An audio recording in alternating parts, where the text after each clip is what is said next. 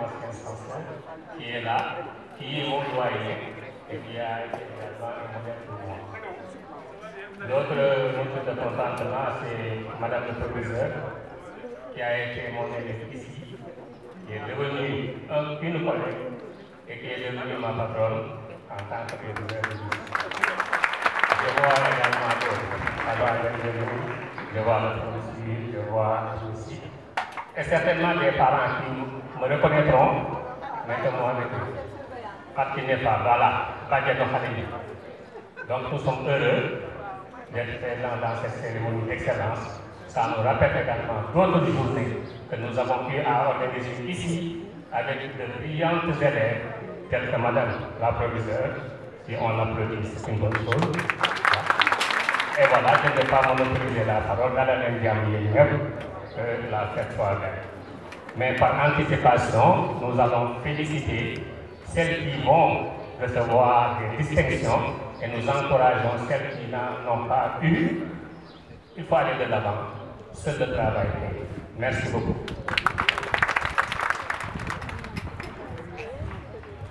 Nous avons à présent appelé le service des écrivains et poètes. Sous l'applaudissement.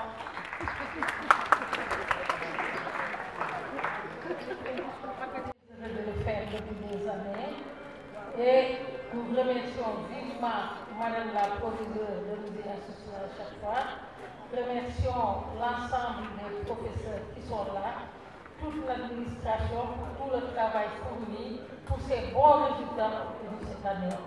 Nous félicitons vivement nos enfants, nos élèves et nous sommes fiers de vous.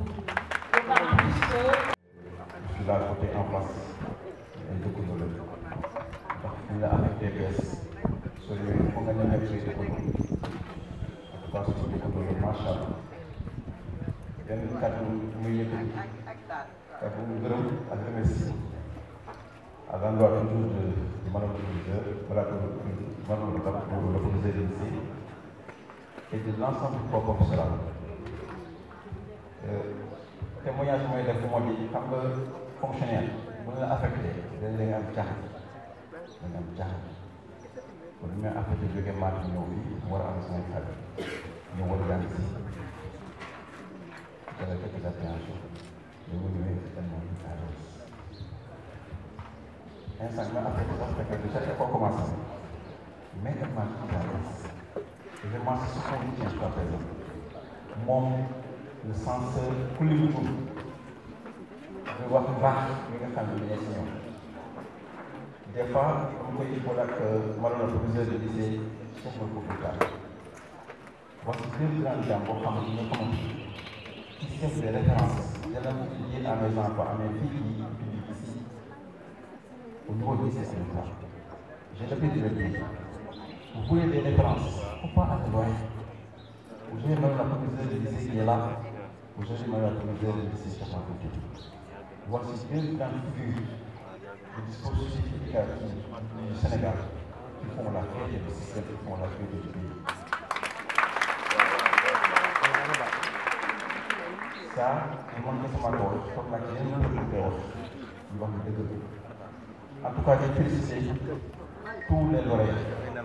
Je vais voir que le bénéfice de ce kéro. Ce n'est que le début du commencement.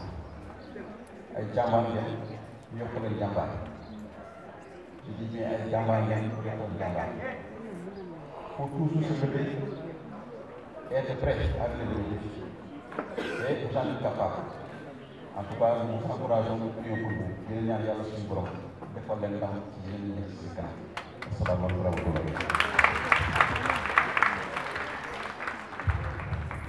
Merci beaucoup. Est-ce que l'association des anciennes des années 80-81 est là? Si oui, nous allons les appeler.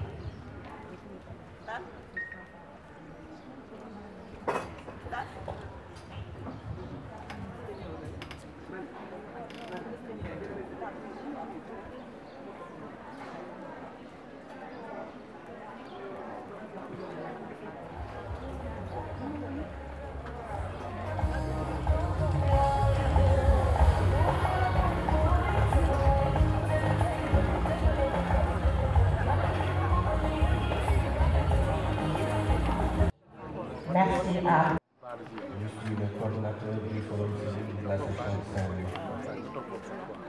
Je peux dire que je suis doublement honoré de prendre la parole, non parce que j'ai deux casquettes ici présents.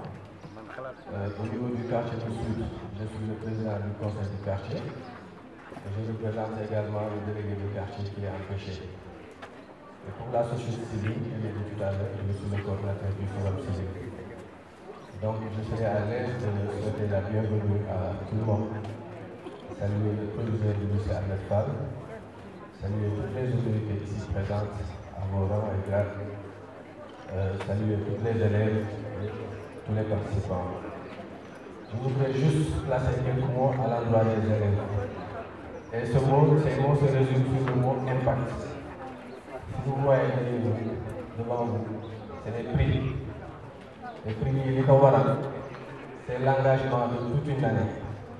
Engagement yi ngeen jël jàng ngeen 9 mois am ay résultats yu baax loolu moo am impact positif ba ñu jox leen prix yi. Suñu partenaires yi en général bu ñu defee activité quand on fait une activité de renforcement de capacité la finalité on dit soit et après li ñuy wax mooy activité bi ban finalité la am parce que ñoo former ay jeunes wala ñoo former ay acteurs en plus amul benn finalité amul benn impact donc dafa mel ne activité boobu amul sens ñu mel ne nga jàng 9 mois ñëw ba dernier gisoo impact positif bi nga xamante ne effort yi nga xamante ne ñu ko doon fournir donc lii ces prix là dafay matérialiser tous les efforts que vous avez fournis durant l'année scolaire et à ce titre je vous en félicite et j'encourage tous les autres élèves à persévérer. Je vous remercie.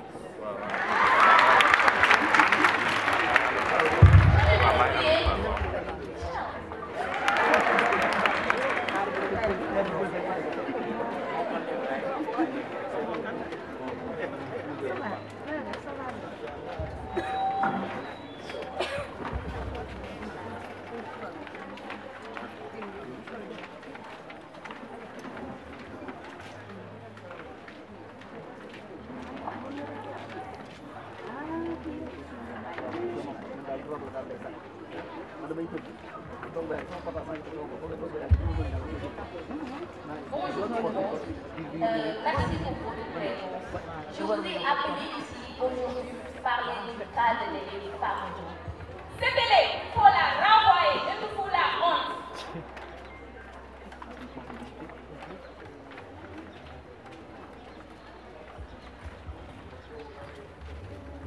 Mon dad a été bêtise.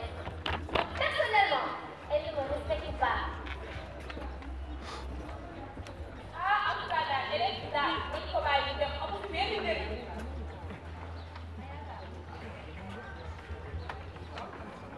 Bonjour tout le monde. Merci encore une fois pour votre présence. Fama Diop.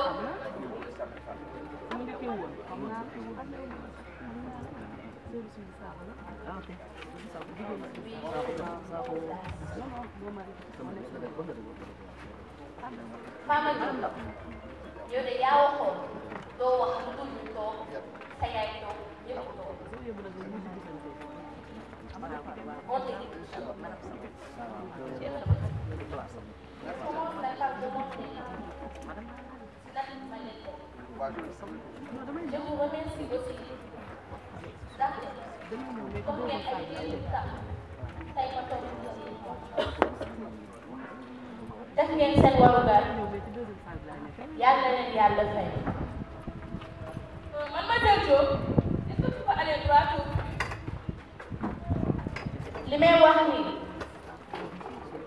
amul ku mën a fexe ba ma gaawantu ko wala ma waxee ko ku ma ko bëggul waxee. La patience est une vertu. maa woote ngir wax ndax boobu ba tey waxuma dëgg la je ne suis pas le modèle d'élève dont vous voulez dëgg la je suis donc dëgg la tout ce qui s'est dit à propos de cet appartement maa ko def.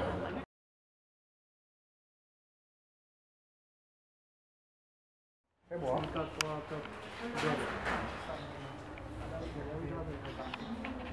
Oui, mon nom est Annie Sarfal, je suis la directrice d'intelligence pro et présidente du club d'intelligence citoyenne.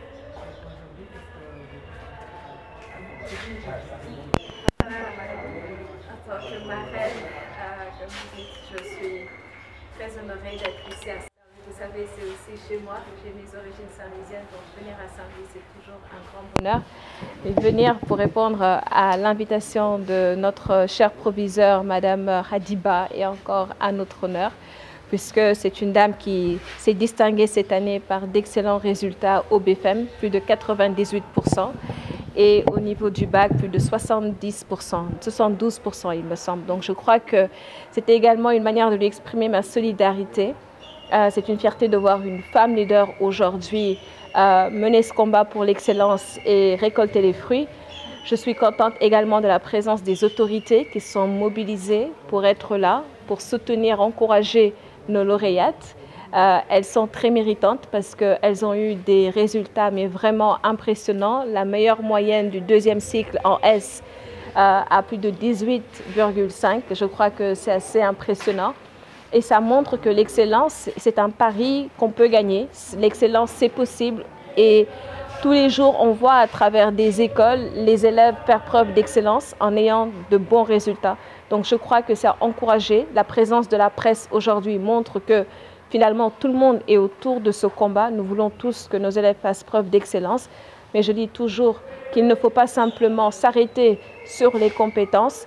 Madame la proviseure a tenu tout à l'heure un très bon discours sur le désir, le souhait du ministre de l'Éducation d'impulser une éducation humaniste.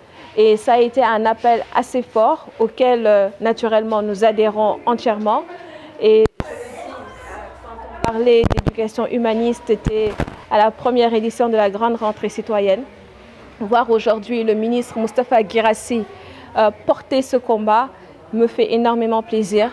Parce que tout ce que j'ai rêvé pour l'école sénégalaise, je vois qu'il est en train de réaliser ça, pratiquement tout ce que j'ai rêvé pour l'école sénégalaise. Et donc féliciter aussi les enseignants, parce que si on a de très bons résultats comme ça, c'est grâce aux enseignants, à l'accompagnement des parents et naturellement à la volonté des élèves. Voilà. Merci Yves, d'abord c'est un plaisir de revoir Yves.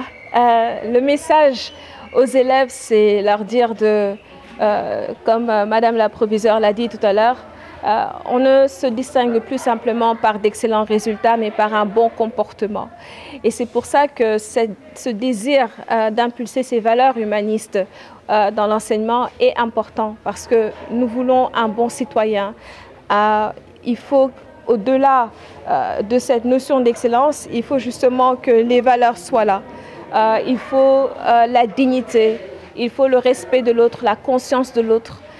Il faut une harmonisation des ambitions même, je dirais, parce qu'il faut qu'ils travaillent en équipe, se disent que nous devons ensemble développer le Sénégal et il faut miser sur nos complémentarités. Et donc, nous pouvons chacun aller dans tel secteur et réussir, ne pas tous aller ensemble dans le management et la communication, qui sont aujourd'hui les diplômes les plus prisés. mais qui ne sont pas forcément les plus utiles et les plus aptes à donner de l'emploi. Donc je voudrais les encourager, comme je leur ai dit, certains vont aller à l'étranger pour étudier, mais qu'elles se disent que leur pays les attend, que ce pays qui leur donne des bourses, qui les accompagne pendant toute leur enfance, leur adolescence, jusqu'à ce qu'ils puissent s'envoler de leur propre ailes, eh bien, ce pays les attend. Et il faut qu'elles s'engagent pour lutter contre la fuite des cerveaux et qu'après une carrière, qu'elles puissent revenir ici et donner ce savoir à leur pays qui le mérite. Voilà. Merci.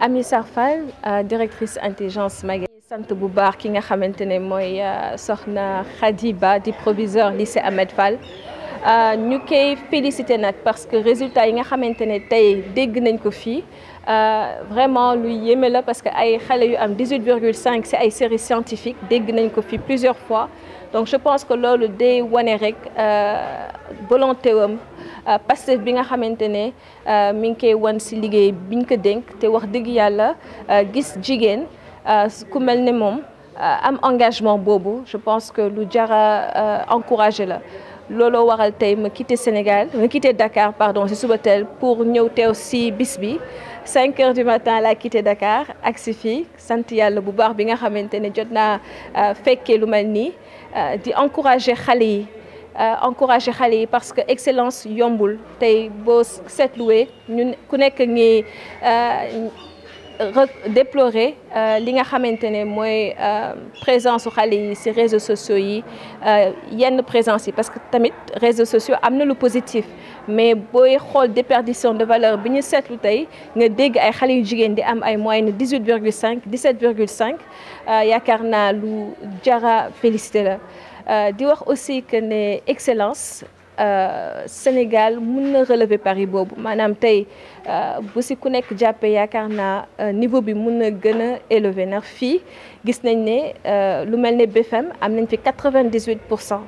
lu mel ne bac professeurs yi ak madame le proviseur fexe nañu ba élèves yi am tey plus de 72%. loolu yëpp moo waral tey na ñëw teew fii di féliciter élèves yi.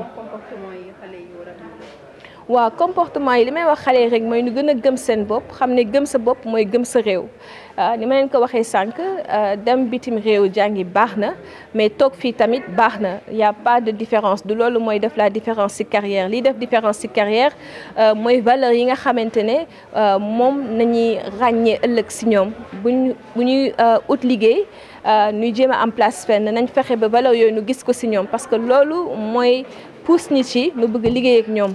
donc ma leen di encourager xale yi parce que valeur humaniste yooyu le proviseur doon wax sànq ci discours am mais féliciter ministre Moustapha Guirassy parce que tey moom moo impulsé dynamique boobu maanaam fexe ba jàngale bi bañ a doon juste lu vertical maanaam professeur ñëw rek jàngal xale bi ñibbi tey aujourd'hui dynamique bi mooy fexe ba valeur humaniste yooyu nu gën ko jox xale yi ngir ëllëg nu doon ay citoyens acteurs de développement bañ a doon juste ay citoyens spectateurs de développement voilà merci beaucoup. Merci beaucoup. Vous allez rester.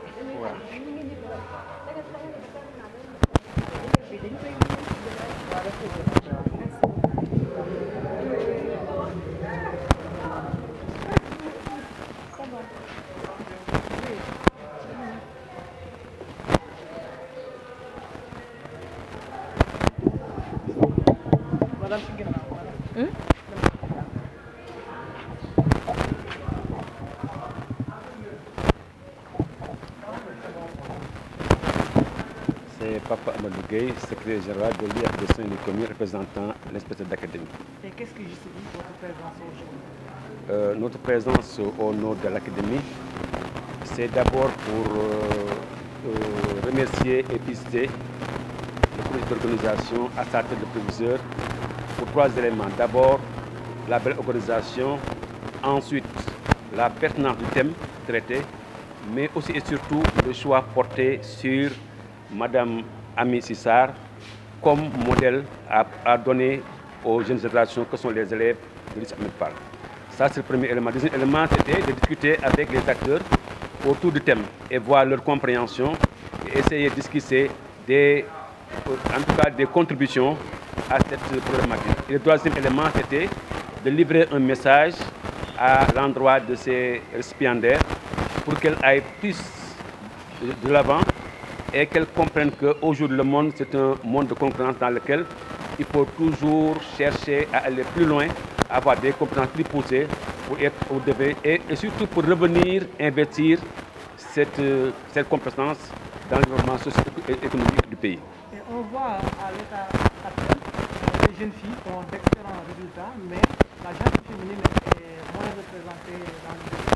Qu'est-ce qu'on doit faire pour changer ce paradigme? Oui, je crois que déjà, ce que le proviseur a donné comme exemple constitue un premier élément de réponse. C'est en réalité le fait d'organiser ce genre de rencontres, ce genre de cérémonies, pour montrer à la communauté nationale et internationale qu'au Sénégal et surtout à Saint-Louis, les filles travaillent et les filles peuvent faire aussi bien que les hommes. Le deuxième élément qu'on peut faire pour toujours les pousser à être plus représentatifs de cette gente au niveau de l'école, c'est de leur montrer, comme également l'a fait le proviseur, des modèles. Aujourd'hui, la marine est revenue sur son cursus personnel, sur ses voyages, sur ses expériences vécues, mais aussi sur sa volonté ferme de revenir investir au Sénégal. Et aujourd'hui, voilà quelqu'un qui s'est fait une place très large au niveau du paysage national. Donc, quand on la donne en modèle à ces filles, on est en train de les pousser à aller de l'avant. Le troisième élément, c'est maintenant, au niveau étatique, prendre des mesures par rapport à la mise en place de clubs genre, de cadres pour justement encourager ces études, promouvoir leurs études à travers des concours comme Miss Math, Miss Sciences. Voilà un ensemble d'activités que le ministère promeut pour que ces filles puissent aller de l'avant et puissent demain être aux commandes du pays au même titre que les hommes.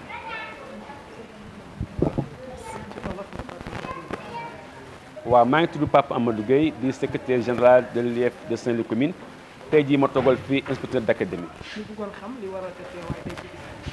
waaw tey jii ne suñu teewaay ñun waa académie fii ci cérémonie journée d'excellence bi ñetti mbir moo ko waral bi ci jëkk dañu bëggoon ñëw vraiment sargal comité d'organisation bi ci boppam nag nu tudd proviseur pour li mu organisé muy doon une fête bu rafet bu neex mais aussi mu tànn thème boo xam ni thème bu am solo la ak aussi nag boobu laa gën a mën a joxañ muy tànneef bi ñu tànn ay personnalités yu am solo proposé que xale yi neen ñii nooy seen modèle ñii ngeen war jël comme tettal pour que ëllëg ngeen mu toog seen place pour mën a porter développement Sénégal loolu mooy sunu solo te léegi nag premier élément moom dañ ni ko ñëpp gisee que ni lycée Ahmed Fall def na ay résultats yu mucc ayib ci BFM bi am na 98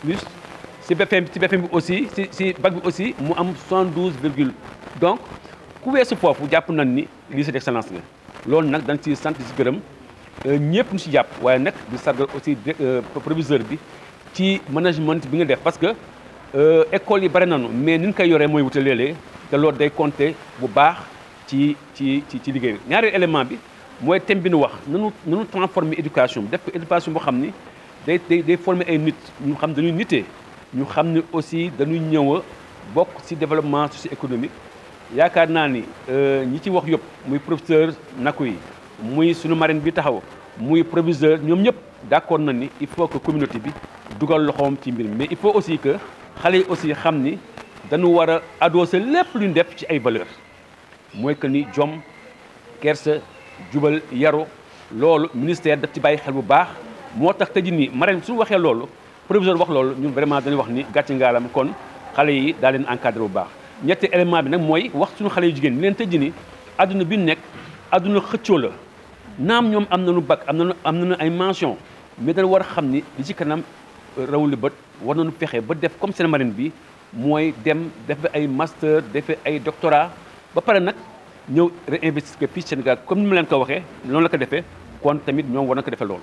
léegi ñu gis ni fii ñu toll tembe xale yi jigéen ñi dañuy def ay résultats yu jéggi dayo waaye fa nga xamante ne rek fa la ñuy jëlee yenn ndogal yi ñoom ñu leen ko teewal dafa daal di néew loolu nan la ñu mën a def ngir changer mbir moom. waaw man ci foofu damay sant proviseur ak marraine bi ci seen ay kaddu mais aussi ci ñun jëfee tey jii nii premier élément bi wane ni jigéen ñi soxloon ku leen di waxal parce que tey jii nii suñu jëlee marraine bi taxaw proviseur taxaw ñetteel ba nag nee naa état ci boppam am na ay mbir yu bari xam daf ko beral jigéen ñi ma ciy wax ni déjà lycée bi lycée jeune fille kese la mais aussi soo xoolee tey jii nii am na ay mesures yu bari yoo xam ne soo dem ci école yi góor ñi amuñu ko jigéen ña ko am. Miss Science kooku ku dul jigéen doo ci bokk te foofu da leen di tàggat jàppale leen encadré leen ba nga xam ñoom aussi daanu mën a am ay mention comme ni nga ko amee tey jii nii am ay moyenne 18 comme nag continuer seen ay études ba ëllëg nu mën a dellu si mën a bokk ci ñi ñu yoree Sénégal comme ni ko góor ñu yoree loolu mooy vraiment suñu ay niseur suñu objectif yaakaar naa ne tey jii cérémonie bi wane na ni vraiment. Donc aujourd'hui, le lycée des jeunes filles à Métal a fêté l'excellence avec les meilleurs élèves qui ont été primés tout à l'heure. En tant que professeur, qu'est-ce que ça vous fait? Donc, nous avons eu l'honneur d'organiser une cérémonie de remise de prix, mais pas seulement aux meilleurs. Nous avons voulu faire la différence. Nous avons récompensé les 3 meilleurs de chaque classe, mais nous avons récompensé aussi les élèves qui se sont distingués dans les activités socio-éducatives, dans les activités de club, je dirais donc dans les activités péri- et parascolaires. Nous avons voulu montrer que les élèves ne sont pas là seulement pour étudier et rentrer, qu'elles sont là pour être formées, elles sont là pour développer leur leadership. Et c'est cela qui va leur permettre demain d'être compétitives et de pouvoir occuper certains postes de responsabilité au même titre que les hommes. Et bien sûr, nous n'avons pas oublié les cas sociaux. Nous avons tenu compte aussi de ces élèves vulnérables qui, malgré les difficultés, font de bons résultats. Et ces élèves aussi seront récompensés aujourd'hui. À peu près au nombre de combien ces élèves qui ont été récompensés? On a plus de 150, je ne sais pas. C'est-à-dire qu'on a récompensé largement les élèves. Et ce n'est pas de petits prix. C'est pas de petits prix. Et revenez juste peut-être sur les résultats des candidats du BFM et du baccalauréat aussi. Oui, au bac cette année, nous avons obtenu 72,96% et au BFM 98,8%. Et nous avons gagné des points cette année, plus de 10 points au BFM et au bac. Et c'est encourageant. Et nous avons l'intention de maintenir et de consolider ces acquis et vraiment de continuer notre montée vers l'excellence. Voilà. ci wolof rek tey Ameth Fall. xale yi nga xam dañu jàng jongante ba école tëj mu wóoroon ay efforts yu soutenu lañ def pour yegg si fii ñu tànn nag ci classe bu nekk ñett sargal leen waaye itam sargal ñi nga xam dañuy yëngu ci école bi ñu ngi ci activité de club bi ñu ngi représenté ci compétition yi donc ñu ngi participer à la vie de l'école ñooñ tamit war nañ leen tey ci école bi la ñu bokk te ñooñ bu ñu mënee primer les meilleurs ñoom tamit mérité nañu ñu primer leen def nañ ko yemuñu foofu ñu yokk si li ñuy wax les cas sociaux léegi ñu tuddee les élèves vulnérables les élèves vulnérables dañu nekk ci ay familles yi nga xam dañu démunis mais malgré ça am na si ñi nga xam ne ñu ngi jàng di def résultat yu baax ñooñu tam fàttewuñ leen tey boole nañ leen si fête bi ñuy sant suñu marraine yi principalement madame Amy Sarr Fall mu bàyyi léppam ñëw wuy si ñu mu nekk un modèle nekk pour suñu élèves yi nekk un modèle pour toute la nation vraiment ñu koy remercier bu baax di ko ñaanal rek moo gën a yokk entreprise am gën a naat pour mu gën a mën a jàppale xale Sénégal. à peu près ñaata xale ngeen xaw waaw ñu ñuy récompensé ëpp nañu 150 donc pour wane ni yaatal nañu te prix yu ñu joxe tam prix yu am solo la donc xale bu ñu fi primé tey déwén incha allah sa parent du jënd fourniture parce que lépp loo soxla def nañ ko ci prix muy sac muy cahier muy lépp matériel géométrique amul lépp nga ci looy te loolu lañ ci jublu woon pour alléger un peu parents yi ci seen fourniture. nga ñëw si résultat BFEM bi ak bac bi. waaw BFEM bi ñu ngi am 98,8%. bac bi ñu ngi am 72,86%. ñu gagné ay points nag ñu ëpp fukki poñ par rapport ak suñu résultat daaw yi ñu koy sant yàlla war nag gën a góorgóorlu gën a jëm si kanam parce que tam li ñu bëgg mooy bokk ci établissement ñu tuddee établissement d'excellence état bi reconnaître ñu aussi parce que Ahmed Fall li ma koy waxee benn bëñ la ci gémmiñ donc Ndar yëpp benn établissement de jeunes filles bi moo ci nekk comme prisonnier militaire donc ñu mën a jëlee prisonnier militaire def ko établissement d'excellence je crois que Ahmed Fall mérité nag am nañu élèves yu ko mën am nañu jàngalekat yu xarañ te ñu ngi def résultat. J'ai fait la 6e jusqu'à la terminale. C'est vraiment une immense fierté, vraiment. Et aujourd'hui, quel message pour vos jeunes petites sœurs? Bon, pour mes petites sœurs, en classe de première, on a même commencé le décompte pour dire. On commence à les taquiner avec le bac, c'est juste moins. C'est juste pour jouer entre copines, mais on sait que le bac, il ne faut pas trop stresser parce que si beaucoup de stress, ça gâchera beaucoup de choses. Donc il faut juste y aller mollo mollo. Donc apprendre, être assidu et surtout respecter aussi les professeurs. Ne pas aussi se poser sur ses lauriers. Même nous qui avons le bac, nous ne devons pas nous poser sur notre laurier.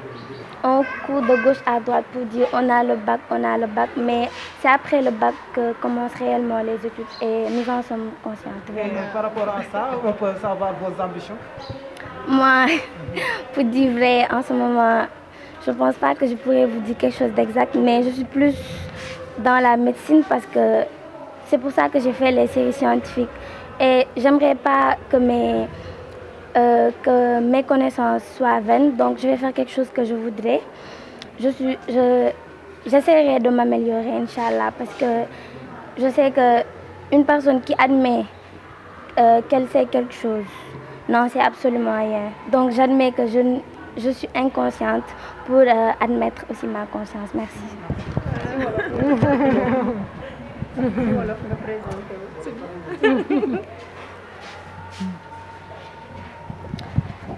Salaamaaleykum maa ngi tudd Khoudia Cissé Ndiaye ren laa am bac Ahmed Fall lycée d'identité Ahmed Fall.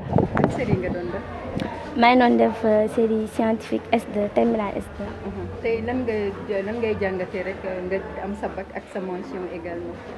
ah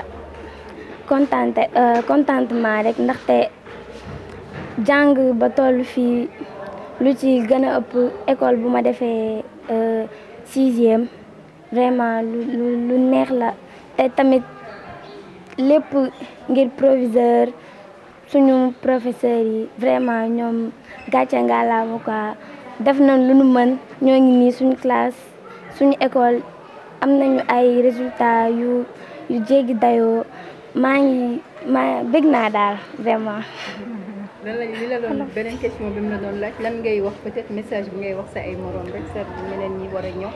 sama rakk yi surtout sama rakk yi def 6e sama rakk yi def première du moins dama leen di wax rek ñu jàng parce que man jàpp naa ni ndax année bii nii at bii nii ma defee terminale laa xam ni jàng rek mooy dëgg ndaxte élèves yi dañuy wax naan kii de jàngul waaye am na bagam waaye loolu am jàng di nga am souvent nag dañuy wax naan dogal yàlla dafa am tamit te chance bi loolu la souvent da ngay jàng dara mu génn te loolu moo la ñeneen ñi ëppale leneen loolu la ñuy wax chance bi di leen wax rek ñu gën a farlu ndaxte jàng yombul waaye boo jàngee ba am boo paree di nga bëgg comme tey ni mu mel rek. wax nga ni tamit tu es consciente que le fait que am nga sa bac mais waaw li ci kanam moo gën a génn. xam nañ te dañ ñu koy wax tamit yàgg nañ duñu ko wax suñu am nañ bac waaye li topp ci bac bi moo gën a rëy ndaxte mënuñu jàpp naa ni man mi jàpp naa ni que après bac moo gën a doy waar ndaxte si ngay gën a faire face ay problème jafe-jafe yu gën a graaw donc nañu kii rek te xam suñu bopp xam fi ñu jugee tamit loolu comme suñu marraine ni mu ko waxee Amy Sarr que nañu am suñu jom rek te xam ni góor mën na jigéen mën na incha allah farlu si rek. ah sama rêve man moom maa ngi si mbirum santé je suis plus dans ça xam naa ni incha allah suñ si yàlla jàppalee rek dina baax incha allah merci.